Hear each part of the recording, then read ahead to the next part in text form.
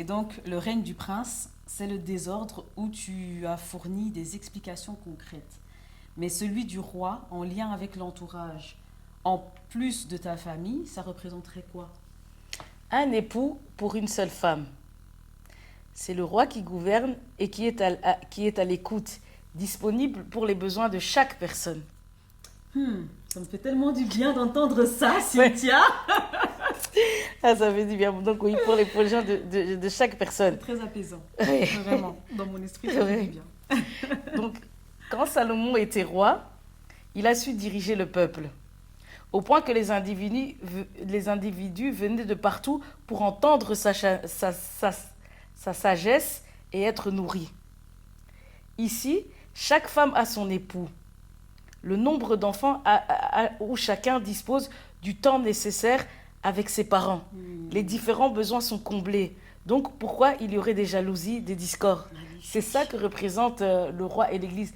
Et en soi, regarde en Salomon. Et c'est pour vous montrer aussi le sens de la Bible, les deux tranchants. Salomon représente en même temps le roi. C'est Jésus quand il est dans la sagesse. Et après, il tombe de prince, ça représente Satan. C'est comme la Bible.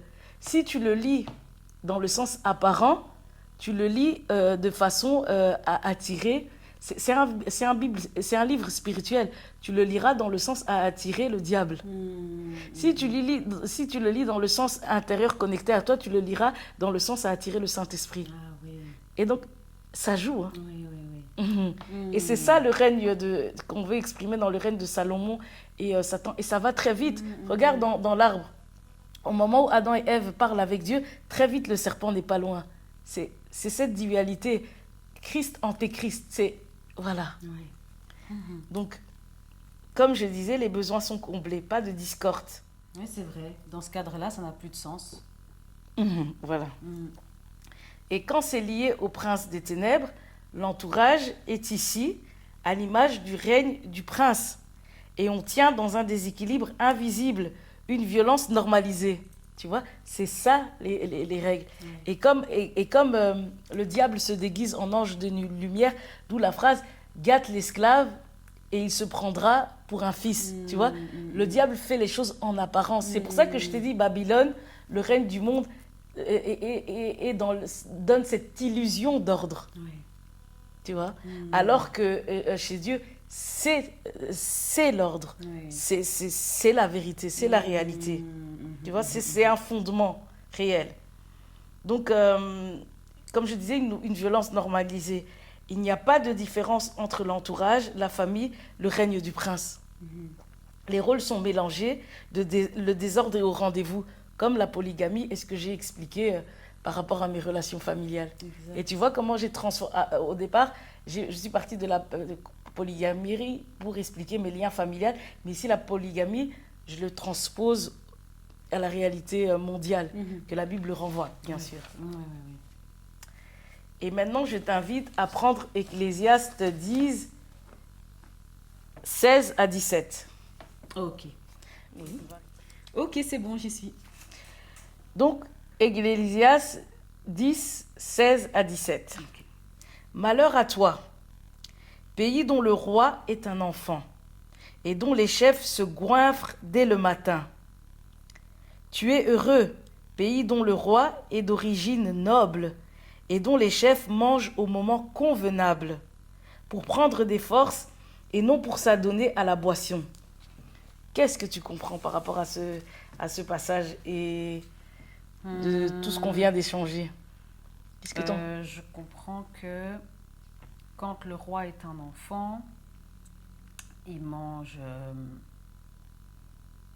tout le temps. Et quand le roi est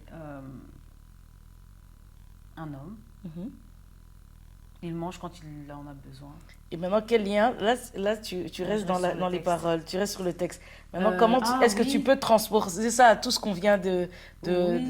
à l'échange Par rapport qu'on vient de faire? à ton histoire, ton père, comme il reste un enfant, il va vers plusieurs femmes. Là où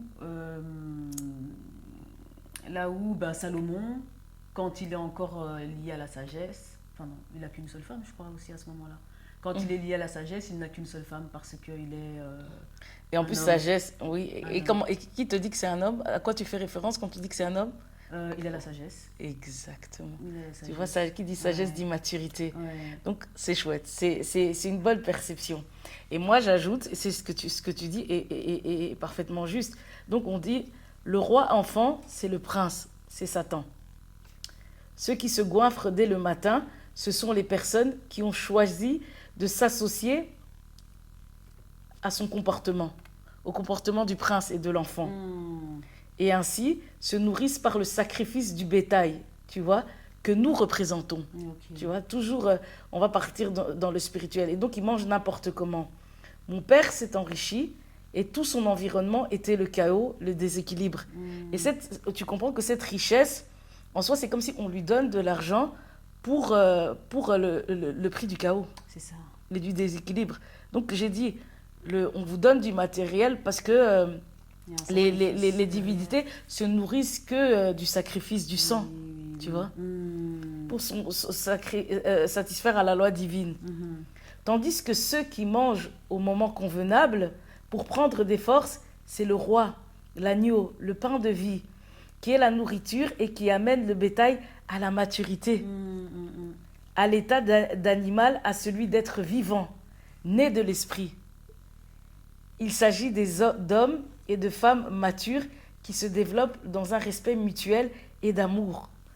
Le roi homme, c'est Christ, tu vois. Mm. Et tu vois, ici, ce désordre et tout représente aussi le fait que mon père a mangé en désordre Oui. les enfants, tu vois. Oui. Dans le truc, le déséquilibre représente on mange en désordre, le sacrifice, pas mettre une structure pour le rapport avec les enfants, Oui. avec les femmes. Et donc, quand il est face à une seule personne, il doit avoir un rapport, une relation. Et Et tant qu'il n'a pas la sagesse, c'est pas possible. exactement. Mm. Et donc, tu comprends. Oui, voilà. Donc, voilà. Tu m'avais demandé que c'est quoi la différence entre l'intelligence spirituelle et l'intelligence scolaire. C'est un peu ça aussi. Pour amasser de l'argent, cette intelligence scolaire est extérieure, tu vois. Mais l'intelligence spirituelle et intérieure, dès qu'il a été face à devoir gérer du relationnel, il est mort. Ouais, Tu vois, c'est quoi l'intelligence spirituelle? Ici, la sagesse. Mhm. Et quand il a cette sagesse, il n'a qu'une femme. Et Ouais. après, il tombe. Ouais. Ouais. Hmm. Oui, bah, génial, hein, ces explications. Magnifique, je m'amuse. Ouais.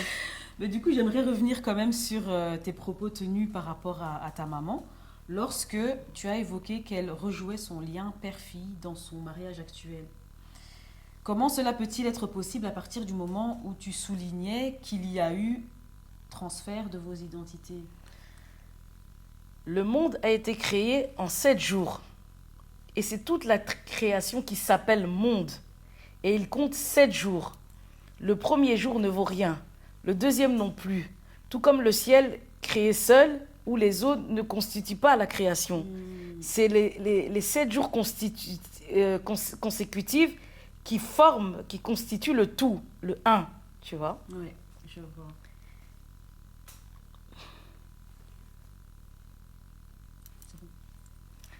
Ce qui est tel que selon moi, pour que ma mère puisse aboutir à un transfert total, il aurait soit fallu que je sois folle ou que je décède. Hmm.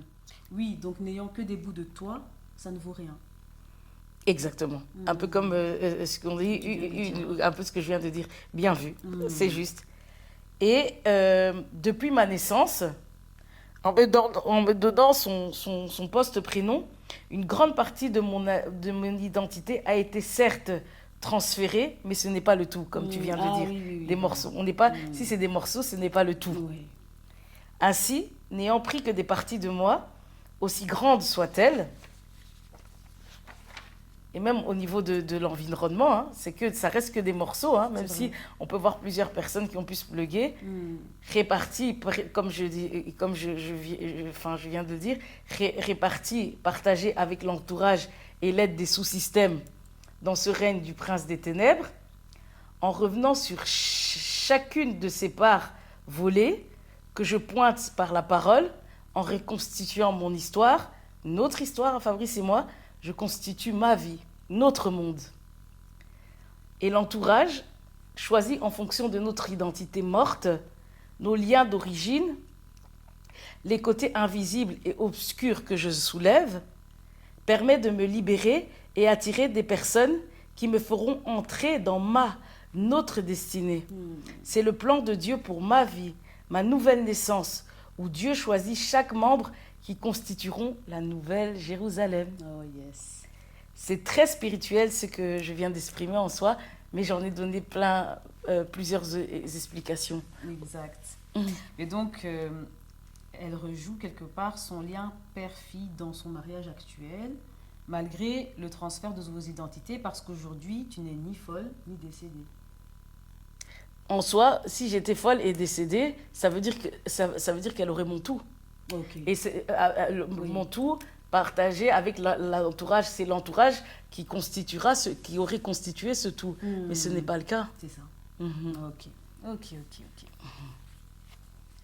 Dieu va donc choisir parmi ceux, et ça nous concerne tous, qui sont mordus par le serpent, et le sang est infecté par des liens de famille, la généalogie. Mhm. Mais on ne veut plus que ce même serpent qui nous a mordus, les différents sous-systèmes, nous guérisse.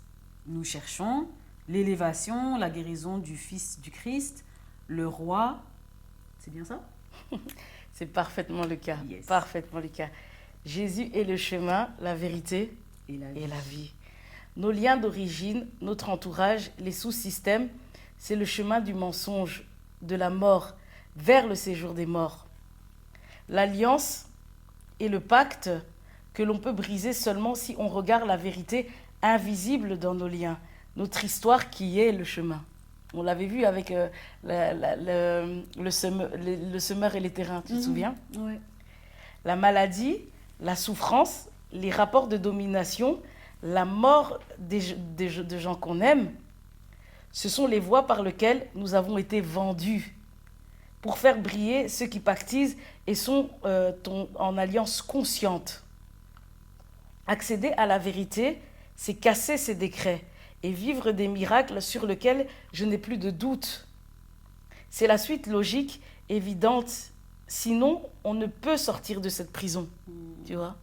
Et quand je parle de suite logique et évidente, c'est que quand on est connecté à son intérieur, on est connecté à d'autres...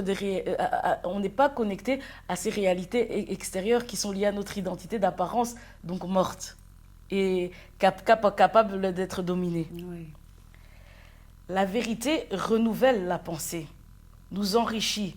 On récupère notre or et notre argent. C'est l'entourage qui en jouit pendant que l'on dort.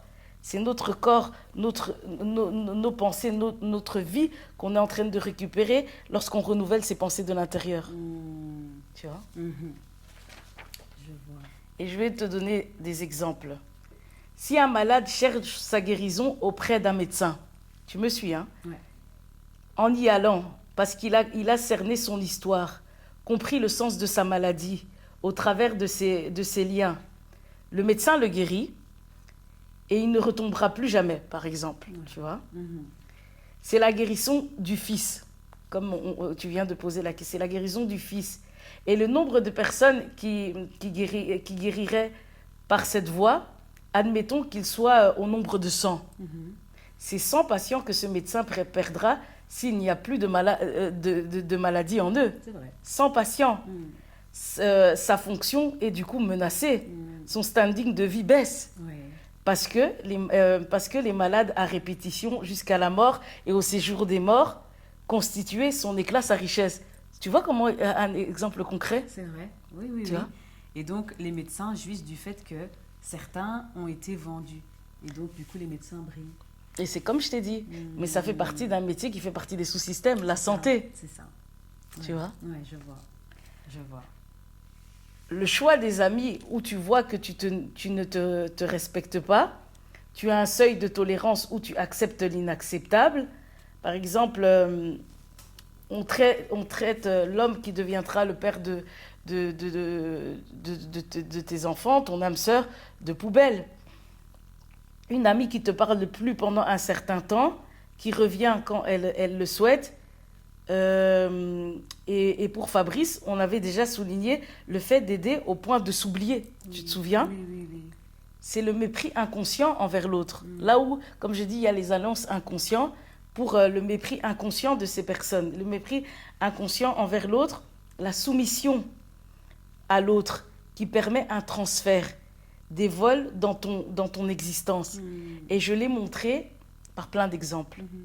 Maintenant, quand tu travailles sur toi, fais d'autres choix par rapport à l'entourage, eux non plus ne pourront plus évoluer selon le même train de vie parce qu'ils se nourrissent de ton manque d'estime, comme on disait.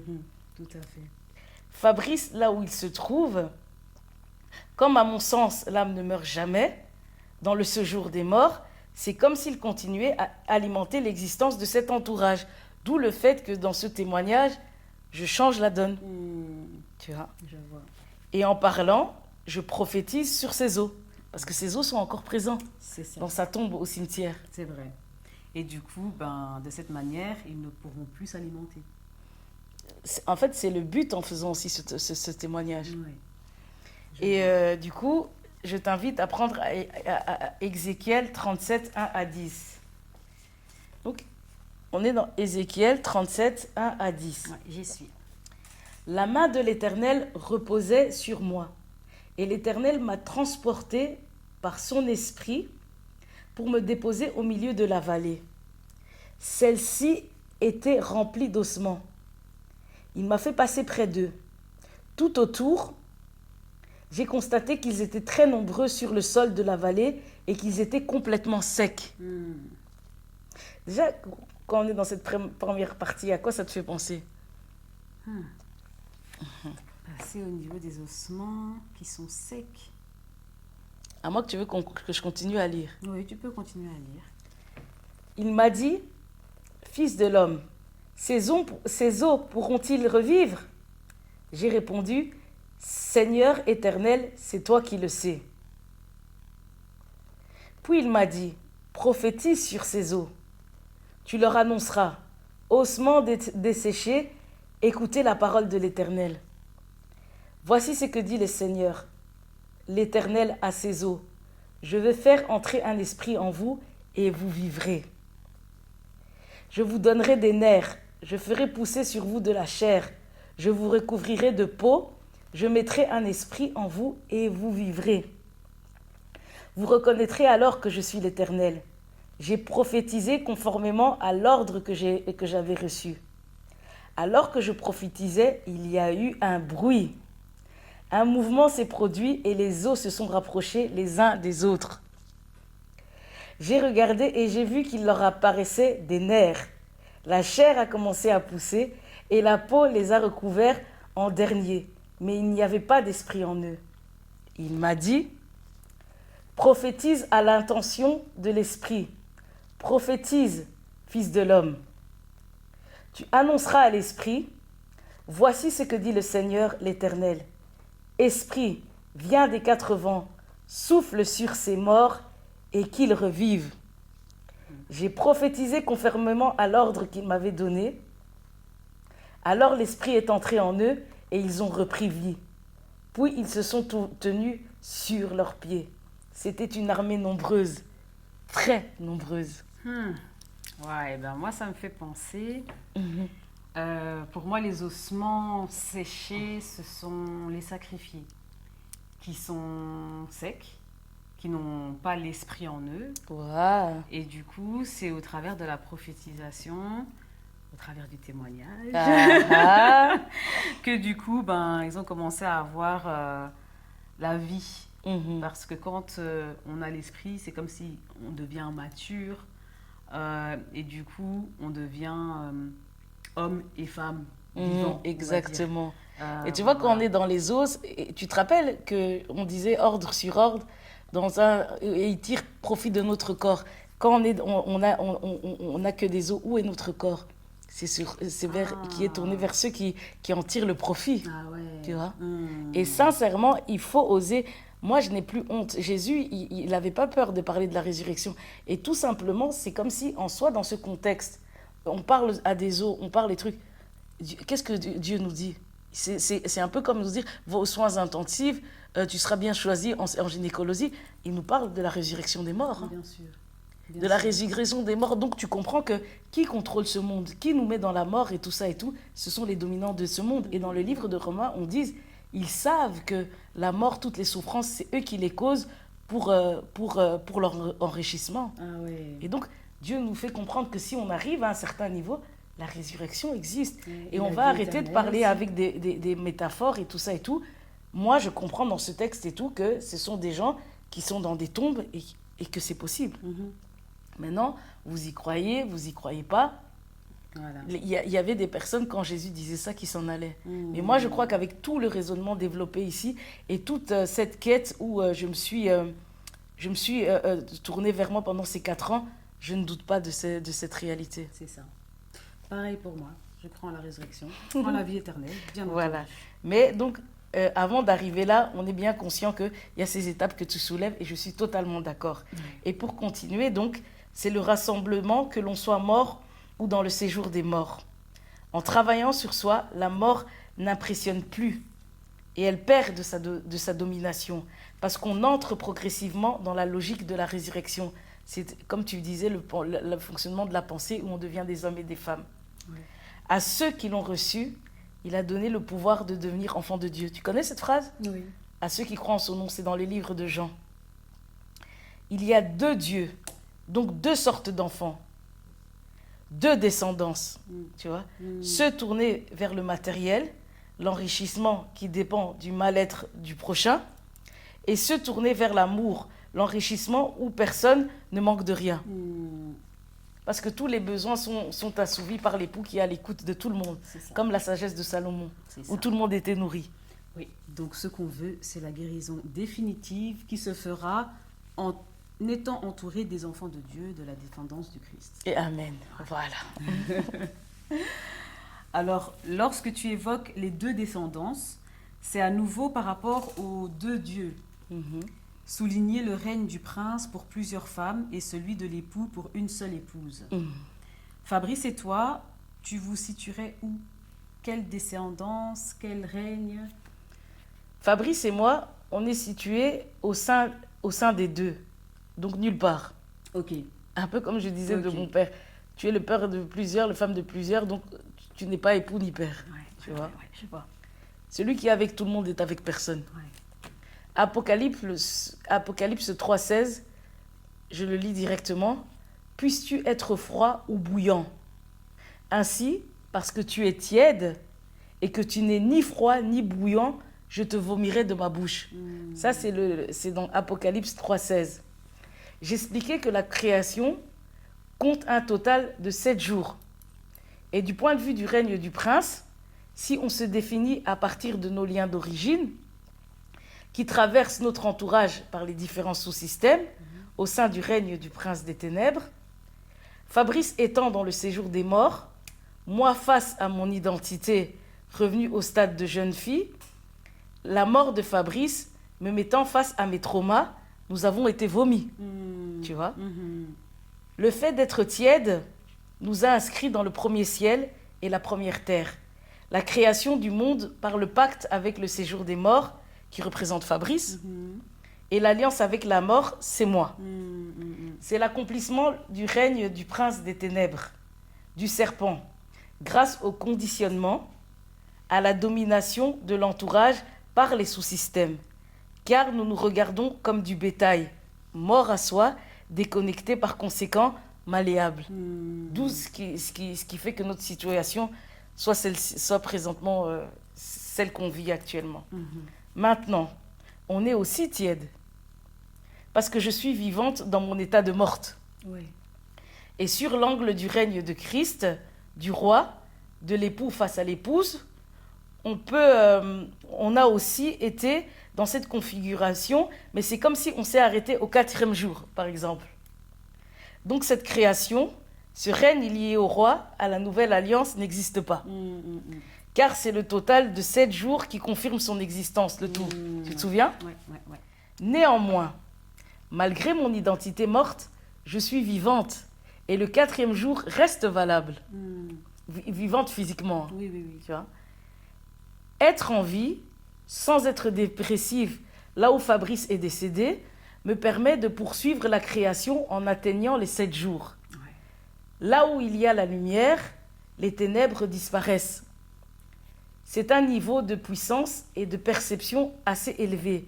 C'est l'annulation de la mort et du séjour des morts. Plus de pacte, plus d'alliance obscène. Ok. Et donc, vous êtes des 2 descendances, des 2 règnes, donc nulle part, comme tu le disais, mais vous vous rapprochez du 7e jour, qui vous permettra d'être de la descendance de Christ à 100%.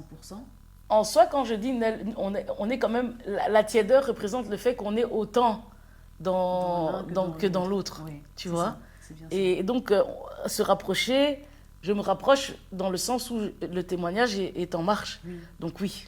Oui. Mhm. C'est bien ça. Ok. Donc super. je me rapproche effectivement de la création, comme tu viens de souligner. Ouais. Bien vu. Ouais. Ok. Et comment vous y êtes-vous pris, Fabrice et toi, du coup, pour atteindre le 4e jour?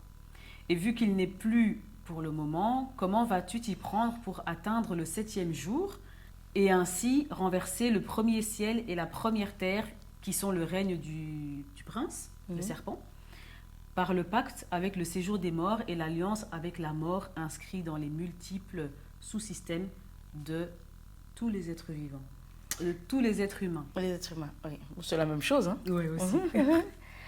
La sagesse de Salomon s'appuyait sur la maîtrise, la connaissance liée au fonctionnement de ce monde matériel, c'est-à-dire physique, biologique, philosophique, philosophique, et ainsi de suite. Et la raison pour laquelle il passera du roi à celui du prince, c'est parce que la sagesse qui donne naissance au roi, l'époux, et qui le tient dans sa royauté, c'est la femme. C'est pas la sagesse de cette intelligence qui développe toute cette connaissance extérieure. En fait, la sagesse représentait la femme qu'il n'avait pas en soi. Ok. Et en soi, je pense que quand il est roi au début, il n'est pas marié. En soi, je pense que directement, il est rentré dans ce système de polygamie. Il est marié à une femme, Oui, d'abord. ok. Il a la sagesse. À ce moment-là, quand il a une femme, il a la sagesse. Ah ouais. Ouais. Et après, j'ai pas encore terminé de lire la suite parce que je suis Ah, en train de super. lire en ce moment. Ah, bah bien, super alors. Salomon, Ok. mais je sais qu'il a une femme Il a d'abord une femme. et la sagesse est là. Et la Ça, je sagesse suis est là. certaine, ouais. Super. Eh ben, donc, ça, c'est sûr, parce qu'après, quand il a dit que les concubines, il tombe. Et Dieu lui dit, ne va pas vers ces autres femmes. Il n'écoute pas. Donc, voilà. Quand Dieu crée l'homme, il dit, je lui ferai une aide semblable qui lui sera son vie. Mais, bon, non, attends.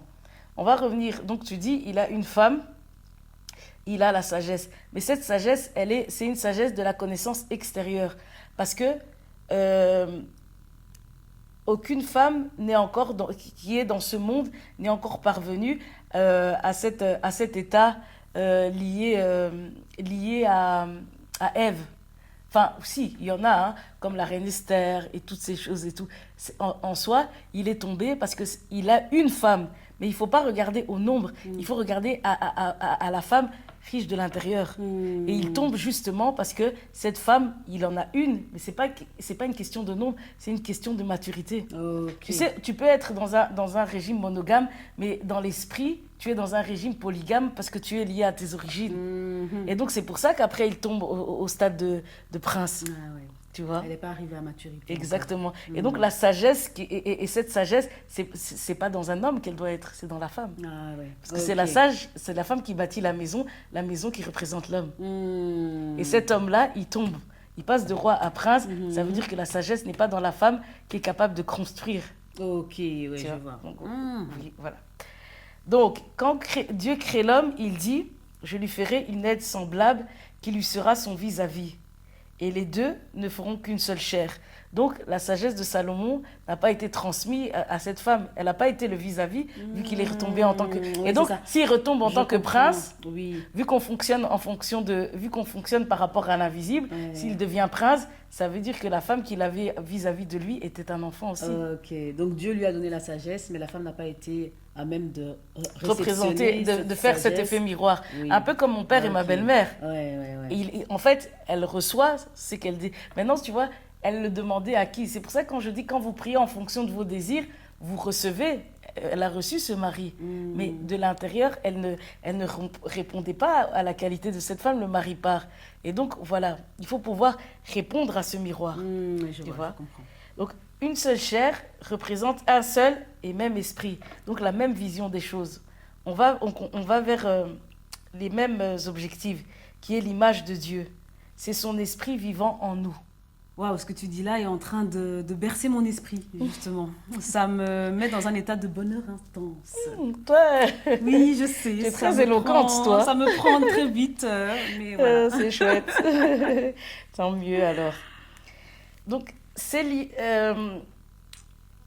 liens relationnels qui vous unissent, où chacun est dans son jeu, c'est ça qui crée le vis-à-vis, tu vois. Et donc, c'est le Saint-Esprit en nous. Jésus, dans son ministère, s'est bâti sur la sagesse.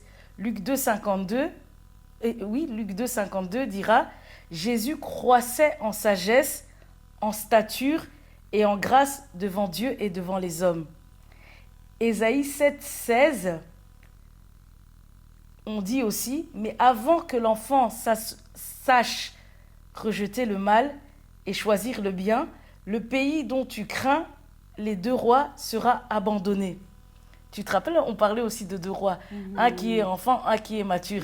Et donc tu comprends ici que faire la différence entre rejeter le mal et le bien, c'est aussi ça qui va t'amener dans une posture de roi enfant ou de roi homme. Et souvent le roi homme donne naissance à la femme. Ouais. Et le roi enfant donne naissance à multiples femmes. Ah ouais. Et ça, on sait que c'est l'homme immature. Ouais, je vois.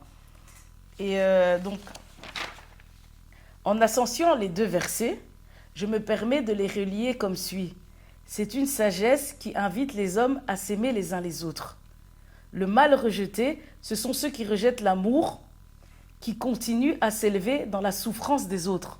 Tu vois, si tu rejettes l'amour, et donc tu t'élèves dans la souffrance, et là où les hommes s'aiment, c'est l'église, l'épouse. La sagesse est une femme. Tu vois, Ouais. c'est ça. Yes. Et donc, ouais, comme c'est l'église, l'épouse. Et donc, la sagesse de Jésus a donné une épouse, l'église. Ouais. Et ça, si on peut dire aussi, c'est l'armée des eaux sur lesquelles on est en train de prophétiser. Comme tu l'avais dit, le témoignage. Ouais. Voilà. Et au travers de quoi je parle, je m'inspire de la vérité de Jésus. Donc, il a ce pouvoir de lever cette armée. Ouais. Tout à fait. Voilà. Tout à fait. Et donc, cette femme prend naissance en s'inspirant de la sagesse de l'époux, du Christ, qui est la Bible, la parole, et donc qui renouvelle nos pensées, qui n'a pas été, du Christ qui n'a pas étudié la création comme Salomon. Tu vois comment fonctionne le monde extérieur. Mais il a étudié le fonctionnement humain sous le règne du en fait, je parlais du relationnel chez Salomon. Il a étudié le fonctionnement humain sous le règne du serpent. Okay. Mais Jésus, il a étudié le fonctionnement des humains dans sa dimension d'armes meurtries et les invite à prendre naissance d'une manière opposée à leur réalité extérieure, généalogique, à partir de l'intérieur de notre être. Et ça se reflète sur notre corps, le temple du Dieu vivant. C'est ça quand il parle de l'église, c'est pas le bâtiment, c'est nous. Tu vois? Ouais. On dit votre corps est le temple du Dieu vivant. Donc la femme aussi donne naissance et elle doit le faire par la sagesse. C'est pas, on parle pas de la femme qui donne naissance dans l'accouchement. Elle donne naissance dans la manière où, comme je dis, quelles sont les prophéties qu'elle projette sur les autres. Ah ouais. Qu'elle projette sur son mari. Ouais, tu vois. Et donc, elle le fait par la sagesse qui étudie les hommes et qui les invite à naître de nouveau à partir de la réalité qui les a définis dans la mort, tu vois. Faire ce changement. Donc, de la mort à la vie, c'est aussi la résurrection. Oui, tout à fait. Tout à fait. Mais du coup, je vais juste répéter certains de tes bouts de phrases. Tu as dit la sagesse, c'est une femme. La femme prend naissance en s'inspirant de l'époux. Et la femme aussi donne naissance par la sagesse. Mhm. En fait, ça me fait penser au fait qu'une fille devient une femme. En fait, ça me fait penser au fait que pour qu'une fille devienne une femme, elle doit être au contact de son époux, pas de n'importe quel homme, mais juste de son véritable époux, et s'en inspirer. Non, là, tu es encore dans le raisonnement des photos. Ok. Tu vas aller trop vite, tu sais, Ok. enlever les photos et tu crois que ça... Et ça, c'est le fonctionnement... c'est le fonctionnement, allez, magique. Ok. Donc, je prends le bon époux et je serai... En fait, déjà, pour attirer le bon époux, tu ne vas pas le trouver comme ça. Pour le trouver, il faut être capable d'une certaine forme de sagesse. Moi, comment j'ai attiré en soi... Pourquoi Fabrice a été le bon? Parce que je lisais la Bible, j'ai développé ma sagesse. C'est pour ça qu'il a été le bon et qu'on s'est attiré. En fait, on aurait pu faire une rencontre physique, mais jamais se rencontrer. En fait, on aurait pu être une rencontre physique, mais il aurait pu ne jamais être l'époux et moi la femme. Ouais. Mais c'est parce que j'ai nourri tout ce travail qui a fait qu'il soit le bon. Ouais, je comprends. Donc, le bon, ça ne veut rien dire. Le bon, pour pouvoir l'attirer, il faut développer cette intelligence intérieure. Je comprends. Sinon, tu ne le rencontres jamais. Je comprends. Donc, voilà. Ok. Mais c'est de super belles réflexions. Hein. Ça cogite. Chapeau, franchement, mes respects. Voilà. Donc, j'ai construit ces 4 jours à partir du mal que notre entourage a établi en nous à chaque fois. Tu vois comment... Donc, là, maintenant, je te donne une explication concrète sur c'est quoi la bonne. Avec la collaboration, je rappelle, de notre ignorance, notre endormissement. On a aussi contribué dans ce pacte et alliance avec la mort et le séjour des morts. Oui. Maintenant, je me suis facilité la tâche en partant toujours de l'ombre qui me définit en tant que morte pour trouver l'image, l'esprit de Dieu. Par exemple, vu qu'on est sur l'entourage, notre premier jour à Fabrice et moi, en tant qu'une seule femme, pour un seul époux, c'est lorsqu'il a eu une aventure avec la cousine de la femme de son meilleur pote. Je découvre, je romps avec lui, il me demande pardon, je refuse. Il est très amaigri le jour où il demande à me voir, malgré la séparation. Et je me rappelle qu'avec mon premier copain, lorsqu'il a rompu, j'étais dans cette même situation et je l'ai pardonné. Je l'ai pardonné, rappelle-toi, en lisant la Bible et tout ce cheminement. Tu vois comment la sagesse, c'est comme si j'étudie les liens, je me remets aussi en question et bam. Ouais. Notre relation s'est renforcée par le pardon. Et c'est Cynthia qui sera présente pendant plus de 4 ans. Tu vois comment cette sagesse crée l'époux. Je vois. La situation avec la chirurgie, tu te souviens, où il me dira, si tu ne seras pas géré par rapport à ma brûlure, tu peux mettre un terme à notre relation. Ouais, je me souviens. Parce que je ne ferai plus de chirurgie. Je pense pour aller très vite ici, parce que j'ai déjà expliqué de long et en large, l'homme regarde ce qui est apparent, ce qui frappe à l'œil. Ça, c'est une parole de la Bible. Mais Dieu regarde au cœur. Oui, je pense à cette parole. Dieu regarde au cœur. J'ai obéi à cette parole, je suis restée avec lui et son apparence n'a jamais été un obstacle. Et on a connu une fusion de cœur, du cœur. On peut dire que c'est le 2e jour, par exemple, et ainsi de suite. Tu vois, tu vois comment on crée mutuellement, je crée mutuellement le bon. Tu vois, je vois. la bonne personne. À l'église, je ne me sépare pas, malgré qu'on me recommande de le quitter. À l'accouchement, c'est mon premier-né. Ma mère ne veut pas partir. Je tiens tête pour qu'il reste. Je refuse de donner les papiers autant à son oncle qu'au fils de ma sœur. C'est le 3e jour, par exemple. Oui. Et le 7e jour, on les découvrira à la fin de cette partie du témoignage. Ok. Super.